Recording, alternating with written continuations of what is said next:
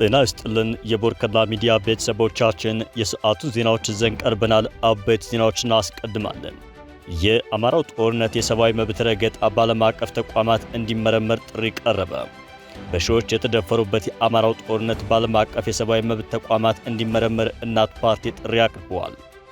የአፋር ግንባሩ የህወሓትና የመንግስት ኃይሎች ፍጥጫ ይለዋል። ወደ አፋር ክልል 15 ኪሎ ሜትር ዘልቆ በመግባት ገዢ ቦታዎችን የተቆጣጠረው ህወሓት የከባድ መሳሪያ ድብደባ መቀጠሉን የአካባቢው ባለስልጣናት ተናግረዋል።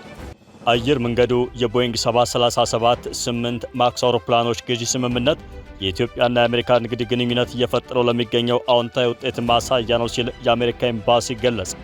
ከውጭ ፕሬዝዳንት ዶናልድ ጄ ትራምፕ የኤፕስቲን ፋይሎች እንዲለቀቁ የሚያዘውን ረቂቅ ህግ ፈረሙ። የአሜሪካው ፕሬዝዳንት ዶናልድ ትራምፕ ከሟቹ የወሲብ ንግድ ወንጀለኛ ጄፍሪ ኤፕስቲን ጋር የተያያዙ ፋይሎች በሙሉ እንዲለቀቁ የሚያዘውን ረቂቅ ህግ መፈረማቸውን አስታውቀዋል።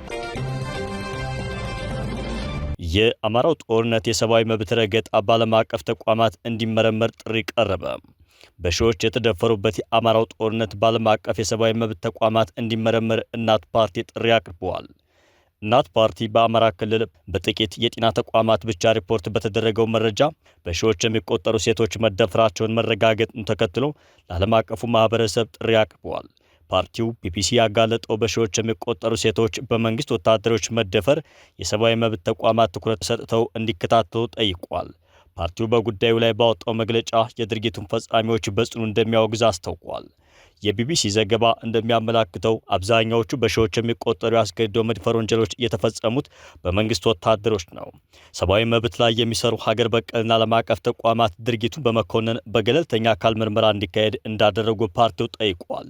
እንዲሁም ትኩረታቸውን ሴቶች ላይ አድርገው የሚሰሩ የመንግስትና መንግስታዊ ያልሆኑ ተቋማት በጦርነት ቀጠና የሚደርሰውን እጅግ አስከፊ ጾታዊ ጥቃት ከፖለቲካ ቅስቀሳ ባሻገር እንዲሰሩና ድርጊታቸውን እንዲያወግዙም ጥሪ አቅርበዋል።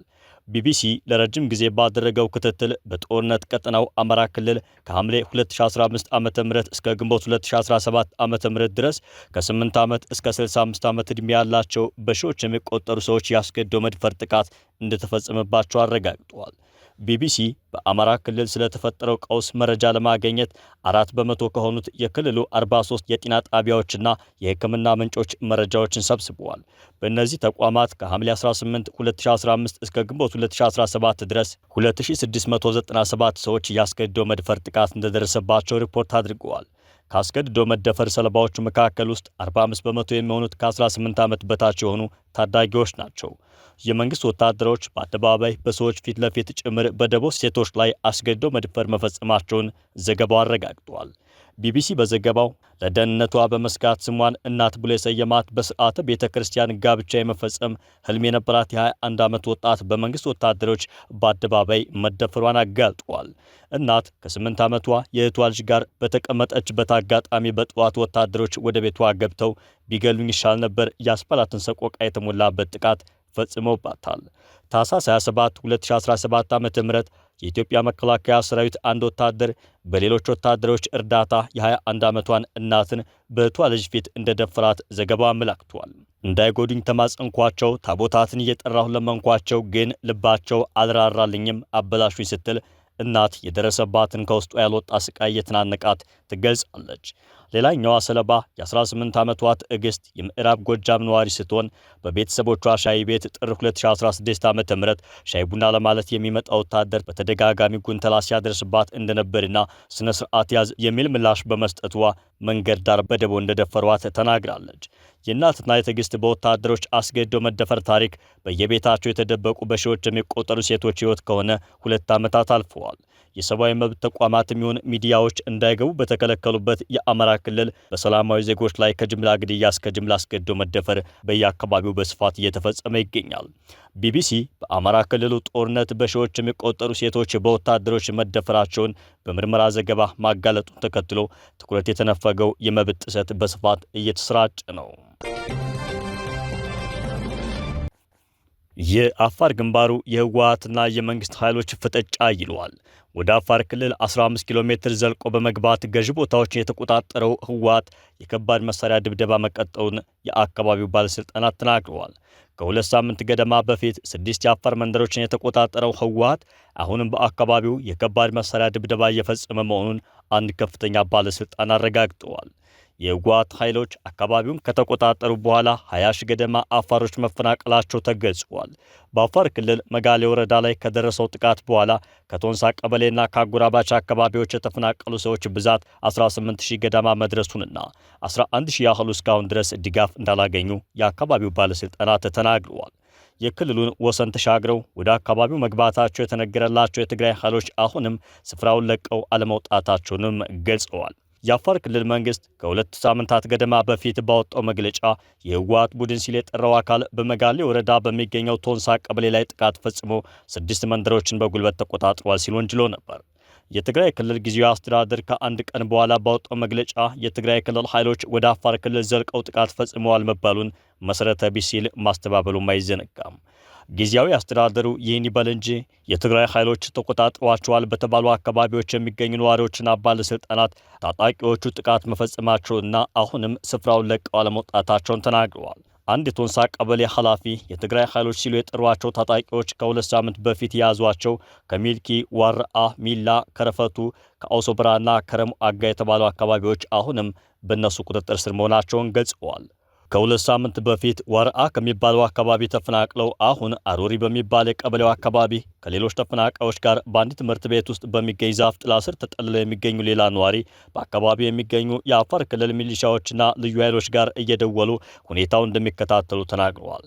ከጸጥታ ኃይሎቹ ባገኙት መረጃ መሰረትም በአካባቢው አሁንም የትግራይ ኃይሎች እንዳሉ ማረጋገጣቸውን ጠቁመዋል። በተመሳሳይ ቦታ ላይ ከ8 ልጆቻቸው ጋር ተፈናቅለው የሚገኙ ሌላኛው የአካባቢው ነዋሪ ከትናንት በስቲያ እሁድ ወደ መኖሪያ ቤታቸው አቅራቢያ ተጉዘው አሁንም ስፍራው በትግራይ ኃይሎች ቁጥጥር ስር እንደሆነ እንደተመለከቱ የዓይን እማኝነታቸውን ሰጥተዋል። እነሱ እዚያ እያሉ መመለስ አንችልም ሲሉም የቀያቸውን አካባቢ ትተው ተፈናቃዮች ወደ ተሰባሰቡበት ስፍራ የተመለሱበት ሁኔታ አስረድተዋል።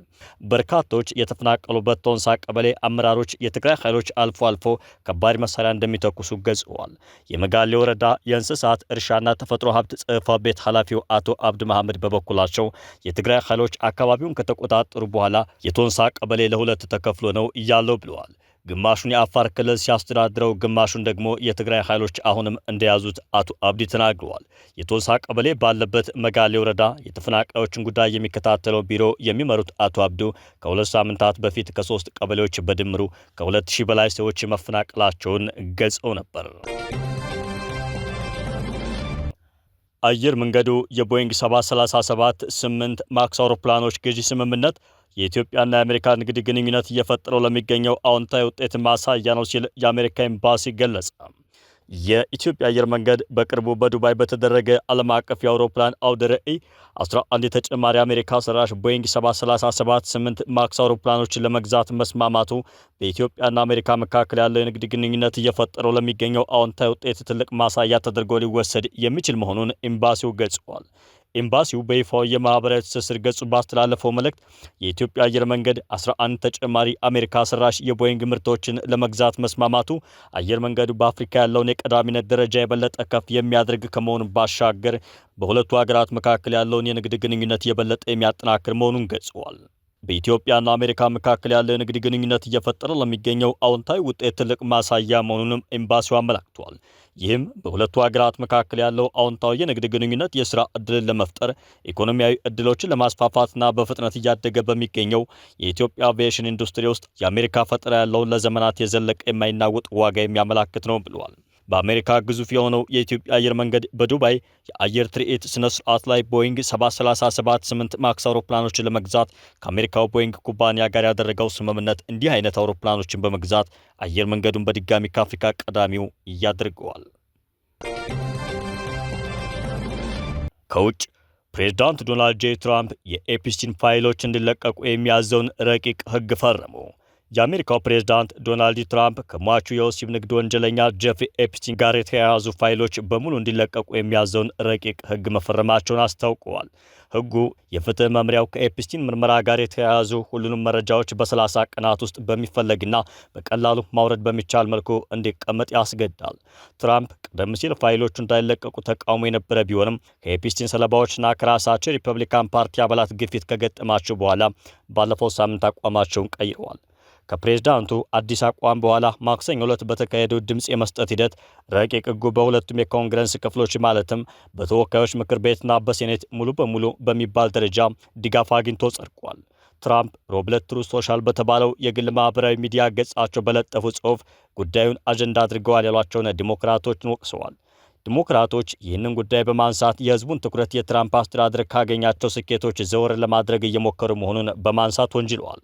ምናልባት ስለ እነዚህ ዲሞክራቶች ያለው እውነትና ከጄፍሪ ኤፕስቲን ጋር የነበራቸውን ትስስር በቅርቡ ይገለጣል። ምክንያቱም የኤፕስቲን ሰነዶች እንዲለቀቁ የሚያስችለው ረቂቅ ሕግ ላይ ፈርም ያለው በማለት ጽፈዋል።